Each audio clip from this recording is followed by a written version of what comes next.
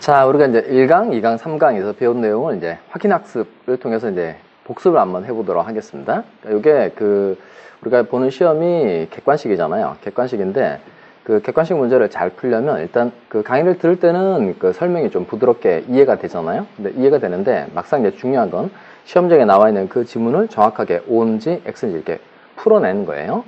근데 그 확인학습 자료는 그 OX도 있지만 그 빈칸 넣기가 있어요. 빈칸 넣기. 이게 이제 제가 고민하다가 결국 이게 OX로 하는 게 좋은지 빈칸으로 하는 게 좋은지 많이 고민하다가 그 빈칸 넣기로 결정한 부분이 대단히 많아요. 그러니까 왜냐면 이게 쭉 OX 내용은 쭉 읽어보고 이게 거의 느낌으로 찍거든요. O인지 X인지 이게 느낌으로 거의 대부분 찍는데 이 빈칸 넣기를 하게 되면 그 지문을 확실하게 알아야만 빈칸을 채울 수 있고 그다음 내용이 정확하게 숙지가 안 되면 그 빈칸을 채울 수가 없게 되니까 일단 푸는 사람의 입장에서는 그 내용을 확실하게 이해할 수 있게끔 만드는 장점이 하나 있어요. 대신 또 단점도 있어요. 왜냐하면 이거 하다가 계속 생각이 안 나면 열받게 되는 단점도 있죠. 근데 그러다 보면 그 내용이 채워지지가 않으면 그 교과서 내용을 일단 찾아보세요. 기본서를 찾아서 그에 해당되는 내용을 보는 거예요. 그러면 내가 책을 읽을 때는 이 부분을 그냥 지나쳐서 읽었는데 찾아보면 거기에 해당되는 키워드가 다 나오죠. 그래서 이게 이런 의미였었구나 라는 걸 깨닫게 만들어주는 거니까 이 확인학습 자료가 일단 여러분 객관식 실력을 키우는 데는 가장 좋은 방법입니다. 그리고 오지선다가 아니고 일단 각 지문 하나하나마다 다 판단할 수 있도록 만들어놔서 요 강의 3개 듣고 확인학습 하나 하고 강의 3개 듣고 확인학습 하나 하고 그러면 그 똑같은 이제 2달 동안 수업을 받아도 여러분 객관식 실력은 월등히 높아질 거라고 생각합니다.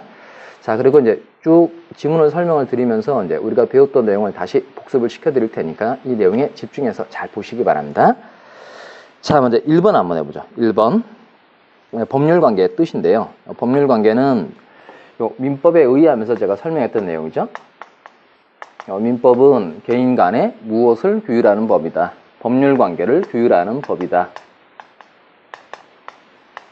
그랬고, 법률 관계하고 반대되는 개념이 있었죠. 그게 인간관계였었어요. 인간관계. 그러니까 중요한 특징 생각나세요? 자, 법률 관계는 뭐가 있다? 강제성이 있다. 그리고 인간관계는 강제성이 있다, 없다? 없다는 겁니다. 자, 그럼 이 법률 관계의 뜻은 이제 쓰는 거죠. 법률 관계는 뭐에 의해 규율되는 생활관계를 말한다? 법에 의해죠. 그러니까 1번은 법에 의해 규율되는 생활관계로서 일단 법 그거 하나 쓰셔야 되고 그 다음 뭘 써야 될까요? 주로 무슨 관계로 나타난다? 이걸 매매계약 가지고 제가 설명을 했죠.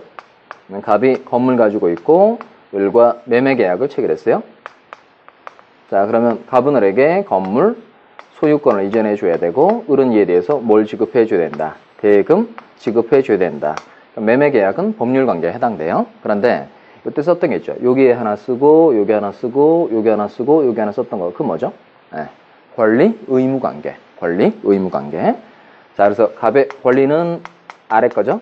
대금 지급 청구권. 갑의 의무는 건물 소유권에 이제 해줄 의무. 법률 관계는 권리 의무 관계로 나타난다는 겁니다. 을도 마찬가지죠. 을의 권리는 위에 거죠. 건물 소유권 이전 청구권. 이게 을의 권리고 그다음에 을의 의무는 밑에 거죠. 대금 지급 의무. 그래서 법률 관계는 무슨 관계로 나타난다? 권리 의무 관계로 나타난다는 겁니다. 자, 그 다음에 2번 갈까요? 법률 관계는 뭐가 있으나 인간관계는 뭐가 없다. 그게 들어갈 때 하나 뭐죠? 강제성이죠. 강제성. 그러니까 법률 관계는 뭐가 있다? 강제성이 있다. 인간관계는 강제성이 없다. 2번 쉽게 해결을 했고. 자, 그 다음에 3번에 보시면 종전에 없던 권리가 처음 생기는 것. 종전에 없던 권리가 처음 생기는 것. 이걸 원시취득이라고 그러죠. 다른 사람의 권리를 넘겨받는 거. 이게 승계취득입니다. 자, 이건 이제 좀 원시취득에 해당되는 얘가 그 민법 처음부터 끝까지 쭉 살펴보면 그 원시취득에 해당되는 얘가 몇 가지가 없어요. 그래서 원시취득에는 항상 중요합니다. 항상 중요해요.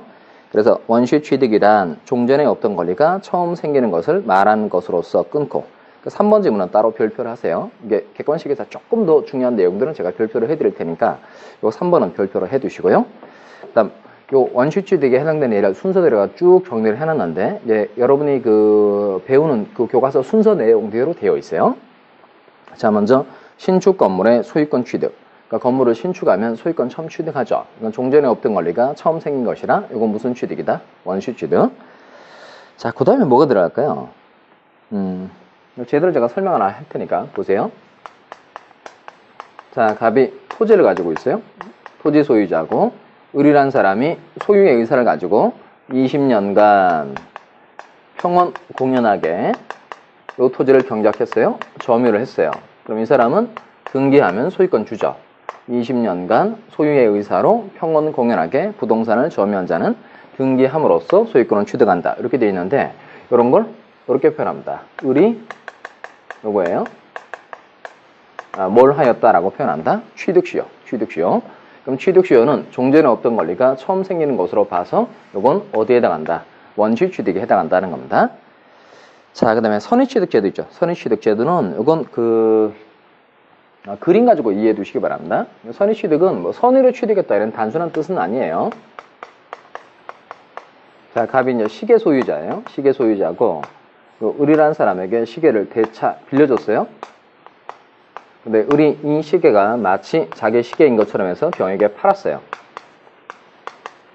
자, 그러면 을은 시계를 가지고 있는 사람이니까 이 사람은 시계를 점유하고 있기는 하지만 이 사람은 시계를 처분할 권한은 있어요? 없어요? 없어요. 그러니까 을은 시계를 뭐하고는 있지만 점유하고는 있지만 처분할 권한이 없다. 무권리자예요. 무권리자. 자, 그런데 병이란 사람은 을이 시계를 차고 다니고 있으니까 을에게 시계 소유권이 있나 보다라고 믿고 거래한 겁니다. 병이 신뢰했어요. 신뢰해서 거래를 한 경우에 병이란 사람에게 시계 소유권을 주는 거예요. 그러면 진짜 소유자 갑의 소유권은 유지된다, 상실한다. 상실한다는 거예요. 이게 선의취득 제도입니다. 자, 을이 시계를 가지고 있다는 공시 방법을 믿고 거래한 자를 보호해 줘야 된다. 대신 요 시계는 동산인가요? 부동산인가요? 동산이죠. 그러니까 선의취득은 어디에 대해서만 인정이 된다? 동산에 대해서만 인정이 됩니다. 선의취득을 통해서 시계 소유권을 병이 취득한 것 역시 뭐다? 원시취득이라는 겁니다. 자, 그럼 이제 3개 했어요. 신축 건물의 소유권 취득, 취득시효, 선의취득입니다. 그 다음 나오는 게 3가지가 세트예요. 자, 무주물 선점, 그러니까 무주의 동산을 소유의 의사를 가지고 점유를 했어요. 그럼 즉시 소유권을 취득합니다. 이것도 원시취득이고, 그 다음에 유실물 습득입니다. 유실물 습득. 그러니까 잃어버린 물건 내가 주었어요. 근데 공고 절차를 거쳤는데 6개월 이내에 소유자가 나타나지 않았어요. 그러면 습득한 사람이 소유권 취득합니다. 이게 유실물 습득. 그 다음 매장물 발견. 땅속에 있는 물건을 이제 캐냈어요. 이제 발견했는데 이 경우에 공고 절차를 거쳐봤는데 소유자가 1년 내에 권리를 주장하지 않았다. 그러면 발견자가 소유권 취득하는 겁니다. 이게 3가지가 세트예요. 선점, 습득, 발견입니다. 선점, 습득, 발견. 자, 그리고 첨부제도라고 해서 이제 물건이 붙어버렸다. 또는 물건에서 노력을 가해서 물건이 나왔다. 이게 이제 첨부제도입니다. 첨부제도 예로 이제 3가지가 있어요. 부합, 혼화, 가공. 부합. 물건이 붙어버리는 게 부합인데, 일단 부합이라고 써 놓으시고, 이건 예를 하나 해봅시다. 예. 자, 갑이 이제 토지 소유자예요. 토지 소유자고, 을이라는 사람이 갑 토지 위에다가 무단으로 나무로 이렇게 심었어요. 나무로 이렇게 심었는데, 이 나무가 이제 뿌리를 이렇게 내린 겁니다. 자, 그러면 뭐가 뭐에 달라붙은 거죠? 뭐가 뭐에 달라붙었다. 이거죠.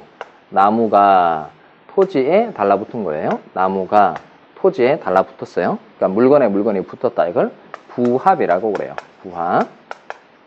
자, 그러면 요 나무는 부합하는 물건이에요? 부합되는 물건이에요? 부합하는 거예요. 그러니까 이렇게 이해하셔야 돼요. 토지는 가만히 있고 나무가 와서 달라붙는 거예요. 토지는 가만히 있고 나무가 와서 달라붙는 거예요. 그러니까 나무는 달라붙는 거니까 부합하는 물건이다. 부합되는 물건이다. 부합하는 거예요. 부합하는 거. 그 다음 토지는 나무에 의하여 달라붙음을 당하는 거니까 토지는 피부합물이라고 그래요.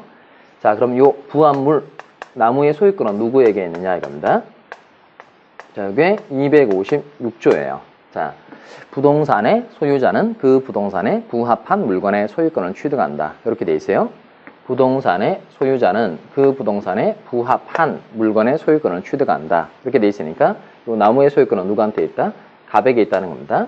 그럼 갑이 부합에 의해서 나무의 소유권을 취득하는 건 종전에 없던 권리를 처음 취득한 것으로 본다 이거예요. 그러니까 이건 무슨 취득에 해당한다? 원시 취득. 그래서 부합, 혼화, 가공 요 3가지를 다 통틀어서 무슨 제도라고 한다? 첨부 제도라고 하고 이건 어디에 해당한다? 원시 취득이라는 겁니다.